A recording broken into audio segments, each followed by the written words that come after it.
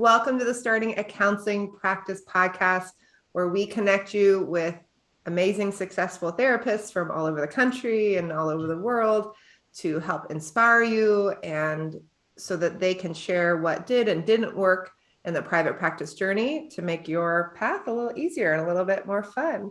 Today, we have Helen Elliott here sharing her journey of private practice, and I'm really excited to catch up and to dig into some of those nitty gritty fun pieces. Helen, thanks for being here. Thank you. I appreciate it. For sure. I'm excited. Tell everybody where you're located and what your specializations are. I live in Fort Worth, Texas. I have a counseling practice here and also in Cleburne, Texas, which is due south of here. And I work with juvenile services with the kids on juvenile probation. Awesome. Go ahead. I enjoy working with teens. I also work with young adults and young professionals and parents. I work with behavior issues for kids, a lot of suicide, ideation, depression, and anxiety for all ages, really, but a lot of times with teens. And I also work with the older kids and enjoy them as well. Awesome. I always like to ask this question, which is, in like a minute or less, why did you decide to become a therapist? Oh, my goodness. I really enjoy talking with people and helping people. I realized that I seem to be better at listening and trying to sort out the details. Also, I was challenged in my younger life with certain family dynamics, and that inspired me to want to help others. Isn't it interesting, those wonderful family of origin things, how they can really help, I'm going to say, support us in that process. I was actually, I don't know, are you a Ted Lasso fan by chance? I'm sorry? Are you a Ted Lasso fan by chance? No, unfortunately not. I've seen very little of him. Oh, they have this whole thing where one of the gals, her mom is coming to visit, and she's like, I want you to come to lunch with my mom. And he's like, absolutely. And he leans over to someone else and tells them and says, oh, I love meeting people's parents. It's like you get an owner's manual for why they're nuts. And it's the silly thing of that, but it's also, I think, like, it's not just why someone's nuts, it's like why they're awesome. It's why they have developed in this like amazing way with these beautiful skills. And there's so much that I think we just, sometimes we look at like the pain that we cause one another, and we don't always look at like the beauty that we kind of trigger, kind of like that irritation and the clam or what have you with the pearl developing. Yeah, well, I saw the same thing. I taught school for 10 years and really enjoyed the kids, but sometimes I was kind of in a quandary about, why does this child do this? Why is this so important? And sometimes the good behaviors too.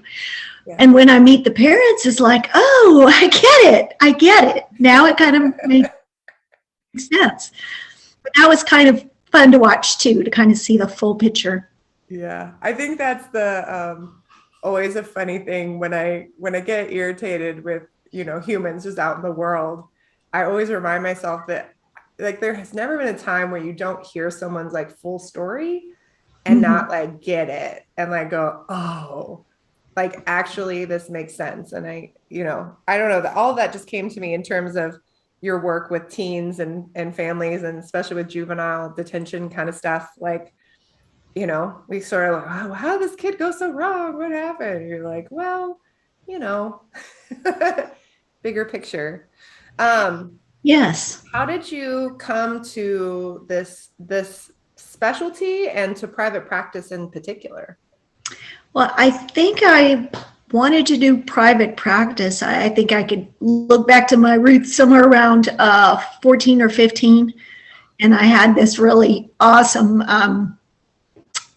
youth leader. And I thought that was, something I wanted to pursue and think about for the future. And then I went off and tried to get a degree in engineering. And that didn't fly very well. I realized I didn't want to do it. So I came back to psychology and counseling. Awesome. And when did you open your private practice? About 12 years ago. And what was the kind of the final straw or the motivation to open it 12 years ago? I had wanted to do it for some time. I know I taught school for 10 years, and then I got my master's degree toward the end of that, and then started into my practicum and so on. I really had just wanted to do it for a long time, and I know it's a little bit scary to kind of cut ties. I was making about $52,000 a year, and I mentioned that because going from that to not was very scary. And had to figure out how to hold all my ends together. Yeah, I think that piece of, even if someone, and depending on where you live, right, in the United States, like $52,000 either sounds like a lot or it doesn't sound like enough, but right, it's still something. It's still something that you know is coming on a weekly or biweekly or monthly basis. You know what your paycheck is. You know how much taxes are taken out. You kind of like know how to plan and budget for that. And then suddenly you move into private practice, and depending on how that transition goes, you have to figure all this stuff out, including, oh, my paycheck, what someone hands me isn't just my money. It's the government's money. It's the state's money. It's self-employment taxes. It's all of these other pieces. It's all of these expenses. It's actually some of my vacation money that I'm going to need in 6 months, or my sick time that I might need in 9 months. Like, there's a lot that comes out of someone handing you an amount. And so it is just so, it's such a shift in mindset, because I think even the idea of, at $52 or $52,000 a year, you're making like $26 an hour if you're working 40 hours a week. Like on theory. Well, if that were true, I was a school teacher, and so that 52,000 was more like 50 to 60 hours a week. Right. So you're like, oh, I'm making $20 an hour in that case, right? So then when you go into your private practice and you think, oh, if I could even just make $60 an hour, or if someone handed me $80 an hour, because we kind of associate it with our hourly rate at whatever it is, or we associate it with our salary. And even if you made $52,000 gross in your first year of private practice, that's not what you actually got to like use to live.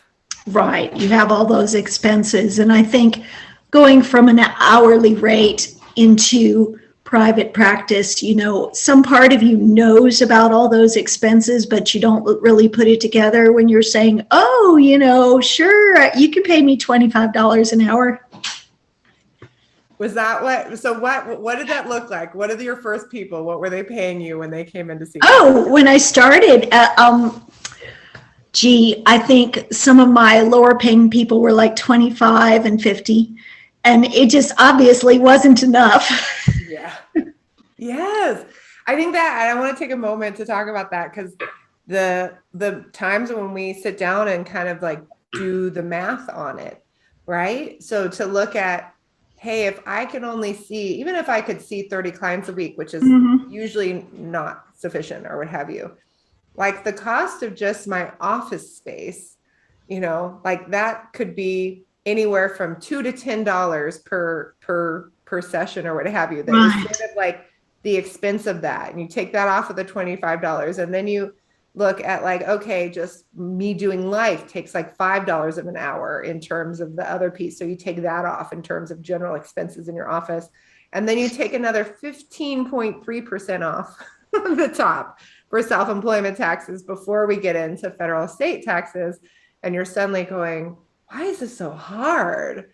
Like, why can't I, get ahead, pay for a fax machine? Why does, when the taxes come at the end of the year, why does it feel like I'm going to have to be on a payment plan or something's not working? Like, I don't understand. And I think that that piece of $25 an hour as a 1099 contractor or as a self-employed person, which are the same thing. I think there's a lot of people right now who are going to work for group practices as a contractor.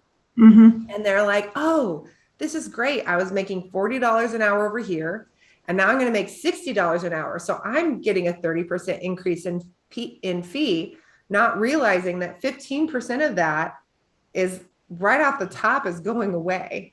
And like when you're comparing those apples and oranges of an employment versus being a business owner, 1099, like they just don't relate. I think one of the first things that caught my eye was that discussion of money. What are you worth? And I remember it very clearly.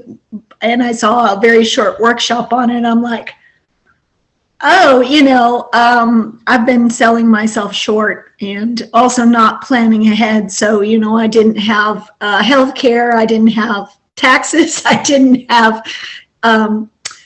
vacations.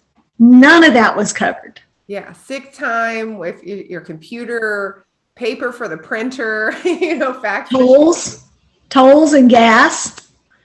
All of it. And I think that piece of learning how to do that math, and then the math can get kind of complicated. And I remember like when I started developing the calculator for our clients, and started looking at, okay, how does this work if I wanted to go backwards from here's how much the expenses are, this is what my tax rate looks like, this is how much I really want to like take home and put in my pocket so that I could help people bridge the gap between a salary or, here's my take home, here's my paycheck, and like how that relates to being a business owner.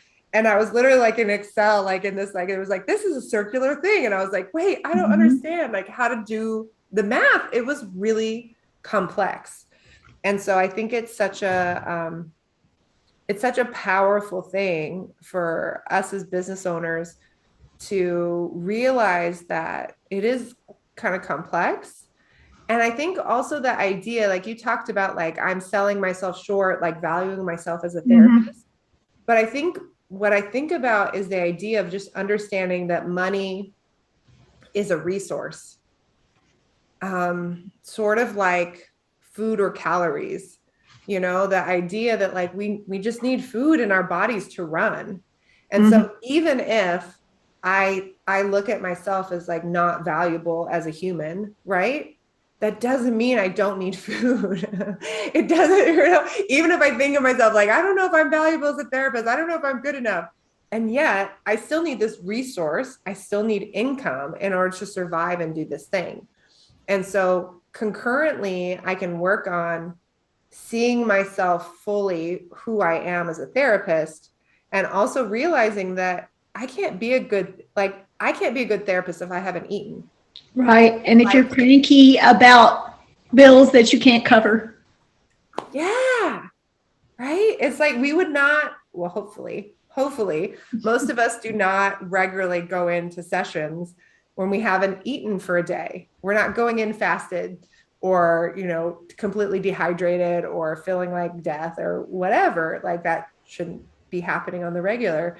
And so the idea that we're going in like financially starving and financially just with carrying all this weight, it's like, how do you do your best work in that moment?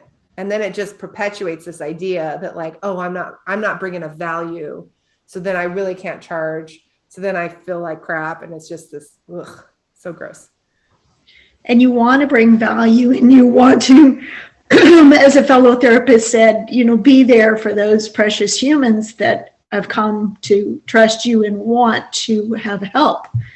And you can't bring it all with you, then you're not doing them a good service either. Yeah.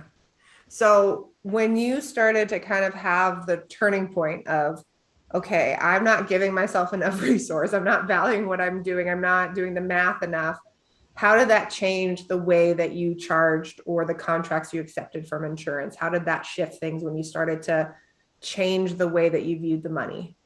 Well, I'm very glad that I had an experience in an office prior to opening my own practice where I listened to the office manager struggle with talking to insurances. And I said, what? So I never actually took insurance. So I'm really glad I made that decision. But that being Someone said, else's pain got to inform me. right. That being said, as I moved forward, I started to feel, less resentful. And I didn't even realize I was resentful, but I also noticed, sometimes they just don't take it as valuable.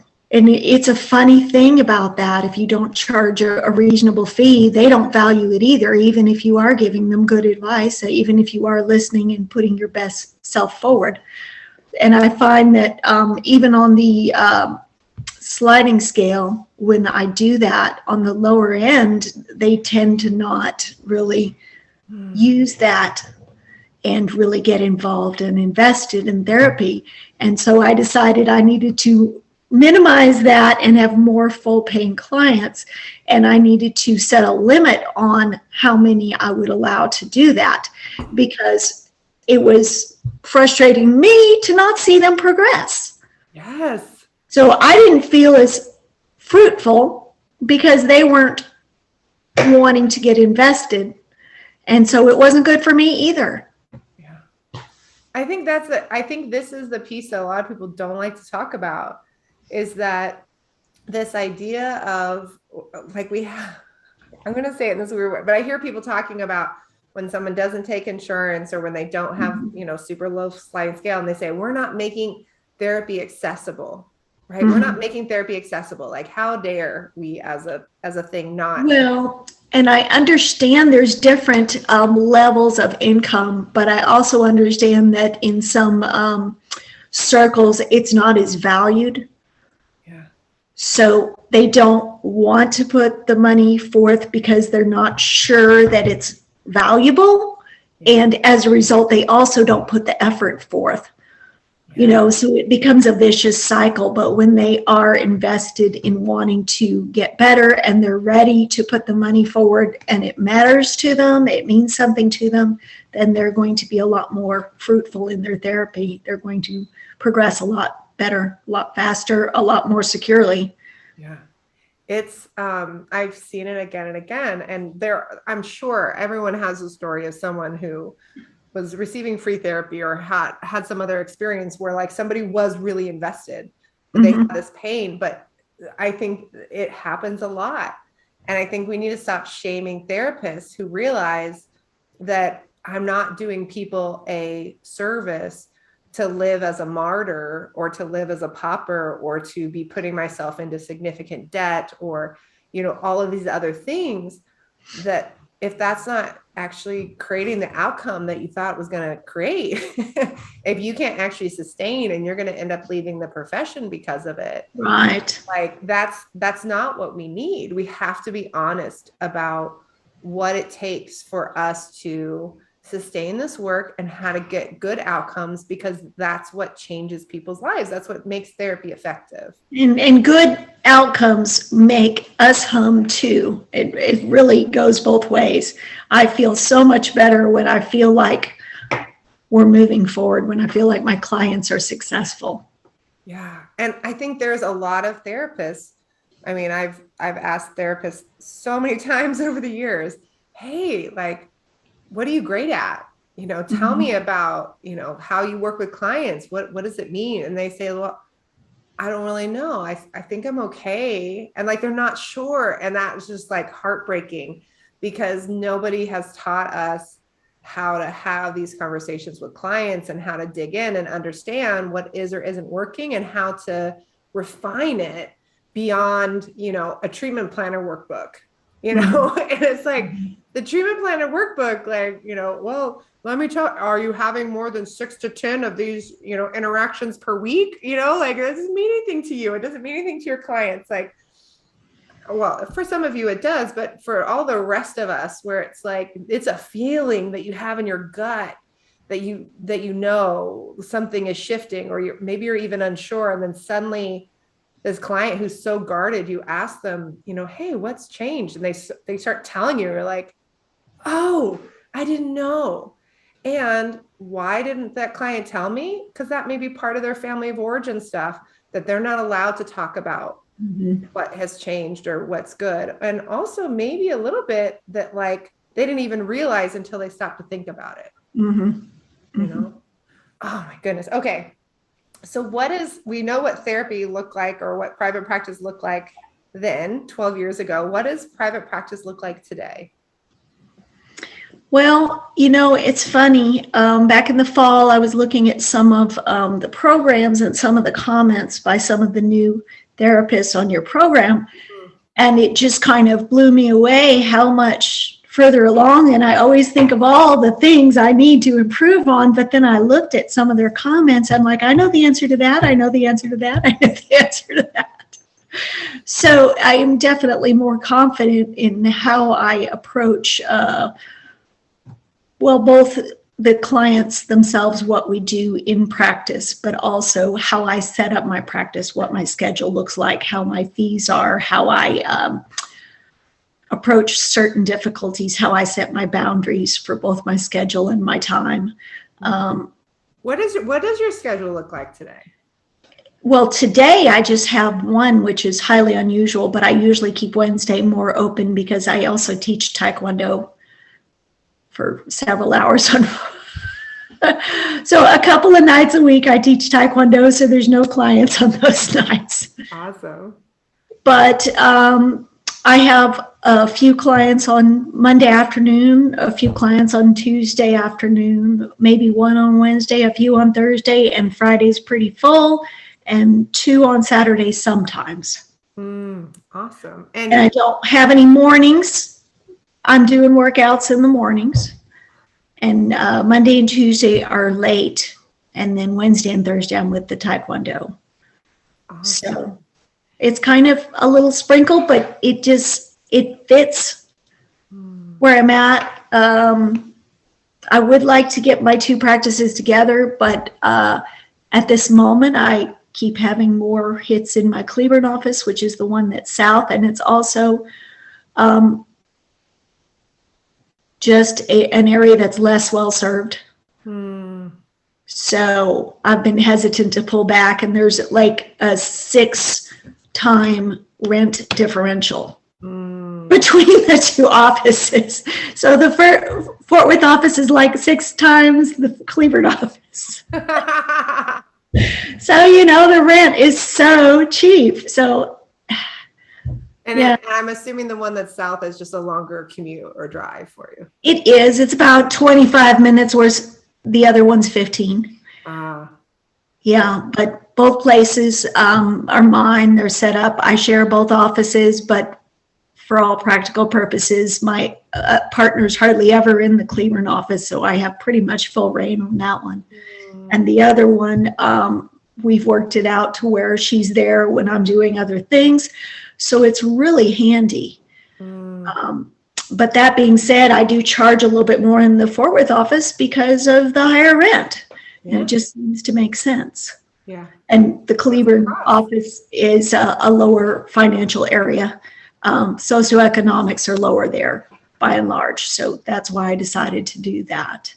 But I think that piece of it is the socioeconomic, but it's also like the 6-time different rent, I think that's the piece too. When I look at what people like dig into is that often the math works out.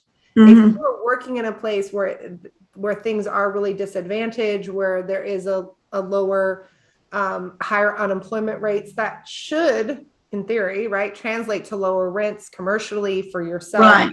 Right. Lower housing prices, all of these other things.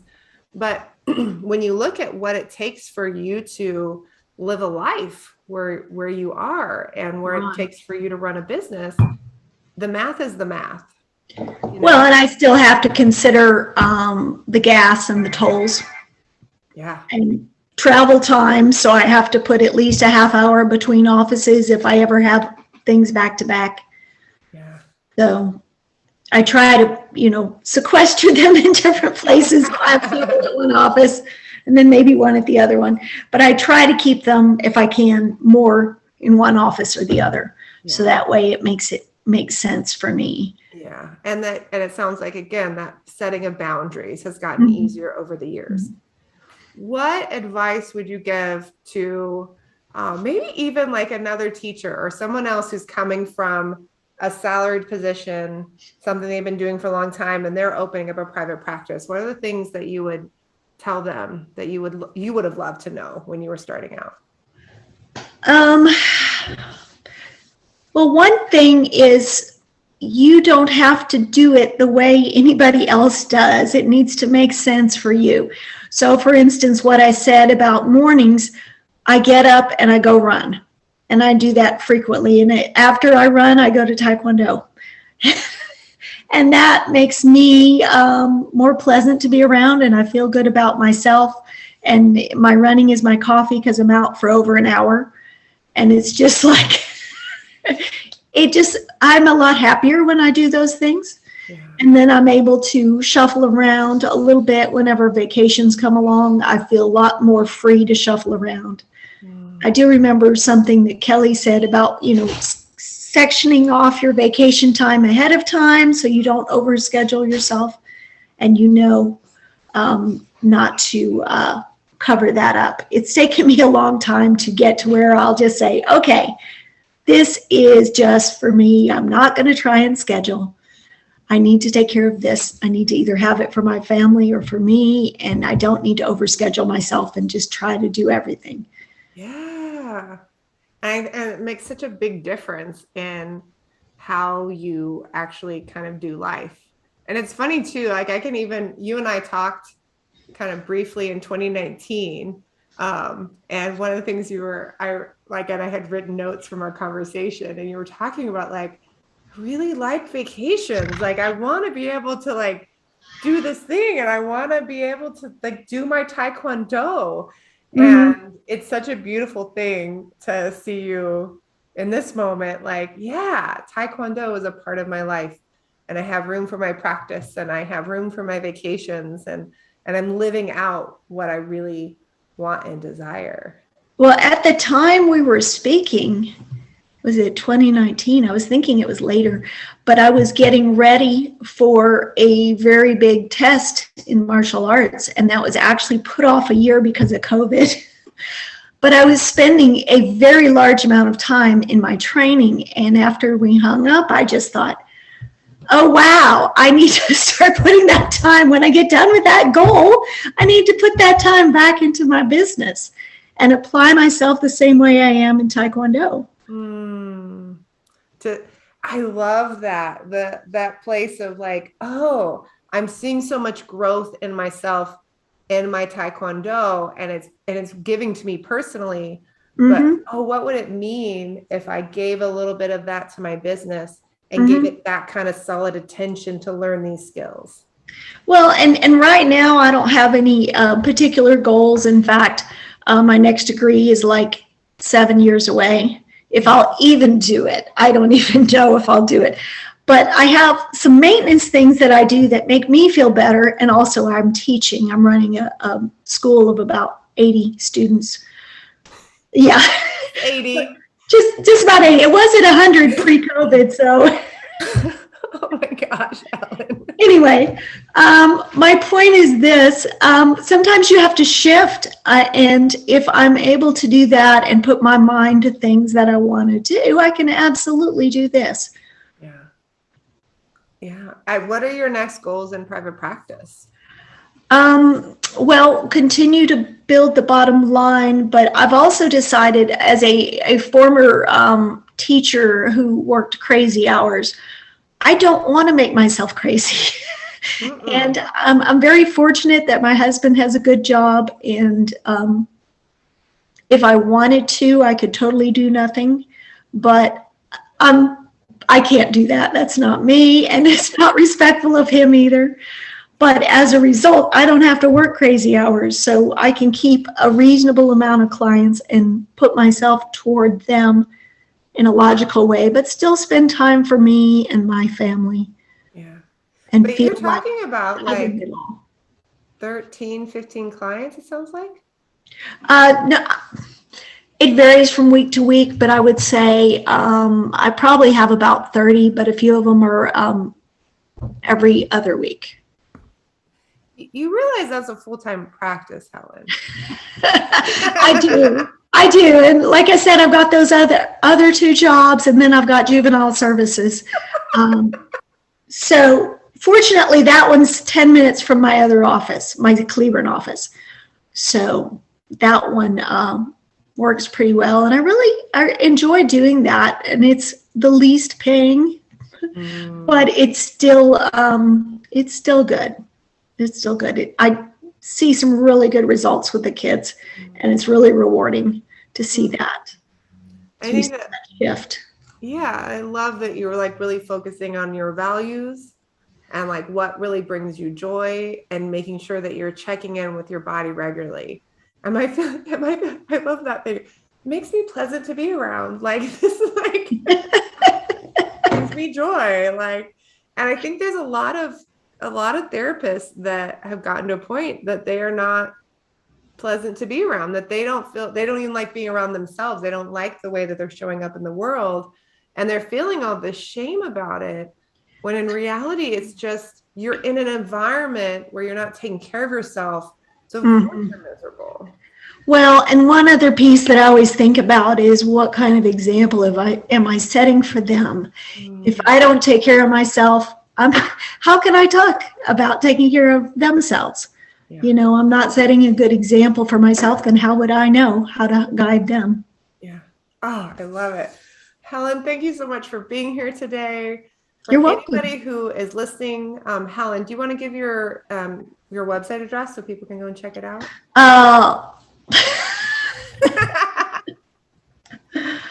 Oh dear. HelenCounseling.com. That's it. HelenCounseling.com.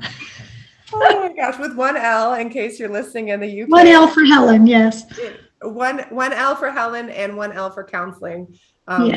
Traditional United States spelling or what have you. For anyone who's listening, if you need some support in figuring this stuff out, we have free trainings for you, including how to set your fee, how to manage your niche, marketing, all these other pieces, and starting your counseling practice. You don't have to reinvent the wheel. You don't have to make the same mistakes that all the rest of us made doing it on our own. There is free support for you. You can check it out at zinnime.com.